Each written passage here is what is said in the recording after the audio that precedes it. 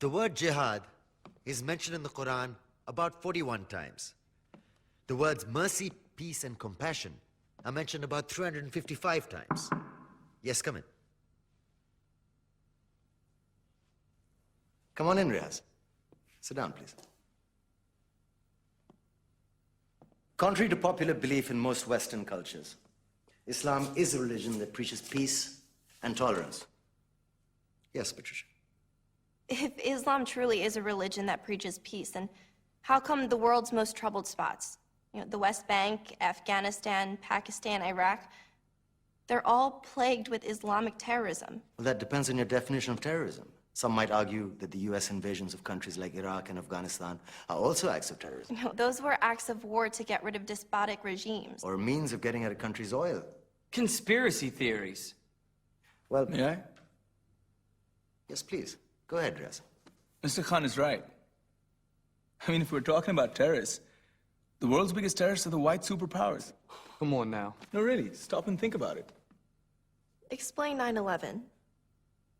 Okay. Do you know how many people died in the Twin Towers strike? Around 3,000. And do you have any idea how many people died in the bombing of Afghanistan? Take a wild guess. More than 15,000 people died. And that's just conservative figures. About 50,000 tons of explosives were dropped on innocent civilians. Men, women, children. Yeah, but that was because of the Taliban. Now that you brought it up, did you know that the Taliban was a creation of the CIA to fight the Russians? Whatever. They were still harboring terrorists. Yeah, right. Terrorists that were never found. Just like the weapons of mass destruction that were never found in Iraq. Do you want to get into the death toll in Iraq? 500,000 civilians and counting.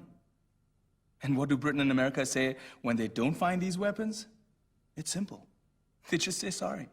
And still refuse to relinquish control of these countries. What are you trying to say? What I'm trying to say is that just because you're American, wear a fancy suit, and call yourself the president, doesn't make you any less of a terrorist. I'm saying that if you don't stop meddling in other people's countries, you will face a backlash. If Muslims like you feel that way, then why don't you get out of our country? We will. As soon as you promise to leave ours.